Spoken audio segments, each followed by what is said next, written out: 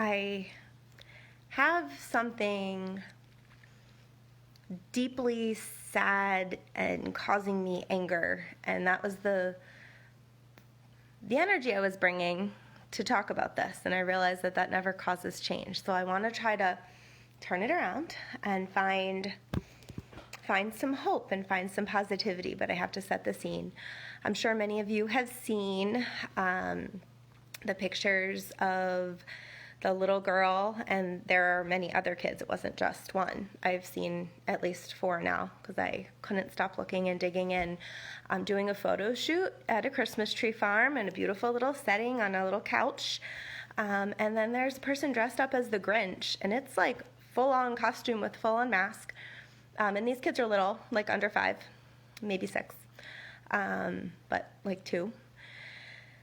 And the Grinch comes lurking through the Christmas tree farm, hiding behind trees and making little faces. And the little kid is just sitting on the settee being all happy and, smiling. And the photographer and the parents and I guess other people who might be waiting, it sounded like there were numerous voices in each of the videos I watched, are smile, say cheese, sing a song, like normal, we're doing a photo shoot kind of thing. And they're just watching as this person is about to come sneak up on their child and scare the out of them. And I have so many things. I've been nauseous, and I know that I should stop watching. I know that I shouldn't be looking at this kind of stuff but I also feel like there are numerous levels. I had to go to see the comments. Are there other people like me who are saying anything? And there were very, very few. I mean, all the comments are likes and laughs and hearts. And I guess there might be a few more that are not. As an early childhood teacher advocate, I feel like I'm a mandated reporter in my classroom, but I don't know how far. I feel like every early childhood person, people who care about children, should be outraged, and we should be doing something about this because this is horrible. And the few people who do say things like this in the comments, and really, really few, I mean, most of them are that's wrong, exclamation point, with lots of laughter. It's really wrong. And this is a huge reason that we have such problems in our world today, is because of this cycle of not treating our children as people. And adults, many of us grew up in homes where people didn't understand that children really are people. I guess. I don't know exactly how that happened, but historically, that's the way it was. Children are to listen, and they don't have any kind of rights. And that cycle continues as the children were abused and children were talked terribly to. And so then they grow up and they're my age and they're having kids, and then they're talking to their kids and treating their kids in the same way because that's how they were treated, and they feel like that must just be right. And anybody who's saying something to the contrary is ridiculous and should be made fun of. And there were some nasty words said to some of the people who did speak up for this. And I don't understand how the photographer can think that this is okay. This person who has a bunch of children herself, and I guess I don't actually know. They might have been photos that she took of other people. Beautiful photos.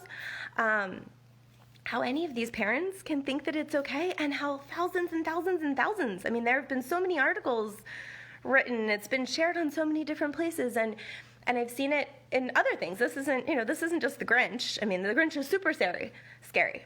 Santa in itself, if a child does not want to sit on someone else's lap, whether it's Santa, who they don't know is not someone in their family, or even grandma and grandpa, if the child doesn't want to sit on someone's lap or give them a hug, we should be respecting that. When they're ready, they'll give hugs. And if you model for them that you love that person and you give them a hug and you show them that they are safe and that they can trust you, then they're going to move into that carefully at their own pace. I don't understand how a parent can think that their child can trust them. Like, and the comments were like, oh, my kid's not traumatized. They're back to normal. It looks like that, but you can't see trauma on the outside like that. And I recently have just been, I haven't even done a ton of trauma work, but I've done some as a teacher. It's just part of what my training and what I've continued to do in professional development, and it is deep. And I guess people don't know. Like, I had a recent, another holistic modality that I participate in. One of the leaders was saying that they didn't really know too much about trauma, and I was so taken aback by that. I was like, how do you get this far? And now it just makes sense, because it's not something we talk about. It's not mainstream. I probably only know that word because I'm an early childhood educator, and I've been in places where I'm getting professional development for over 20 years. Maybe people don't know about it, but I am just hoping and I'm praying, and I'm sending love to all of the people, to the photographer. I'm sending love to all of those children. I'm sending love to all the parents who I know that they don't think that they're doing any harm. I'm sending love to all of the people in the comments everybody who just thinks that it's funny. And yeah, I want to spin this. I want it to be a message of hope that we have a chance to change the world. But in order to change the world, we have to change ourselves. And that means looking at our pasts. That means looking at our childhood. That means looking at our traditions. That means looking at what we watch on TV. That means looking at what we choose to eat. That means looking at the way we educate our kids. That means looking at everything. And I know that's a lot of work, and it's way easier to just go with the flow and do whatever everybody else is doing, whatever our parents did with us. But if we can take a little time to do a little digging and start to look at things with a critical mind, man, we have such hope. If just this one thing in the world got changed, if parents started looking at their children as people to be respected the way they would want to be respected, and I think that's a huge part, is that people don't think that they should be respected or valued because they weren't, even if they don't say that. And I'm challenging anybody who listens. I'm sure you don't realize that you think that, but so many of us have terrible self-esteems. We are so insecure. Me too. That's something that I've been deeply working on. And I think that I was given some kind of gift. One of the gifts is just in the person that I've been with for the last 8.5 years.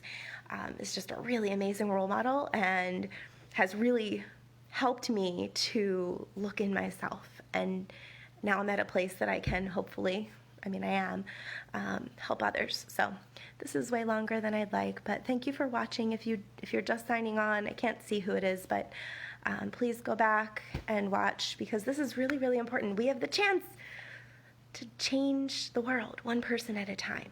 By changing ourselves, we can change the trajectory of everything. So I'm sending love and peace and great wishes for everyone in this November. Ciao.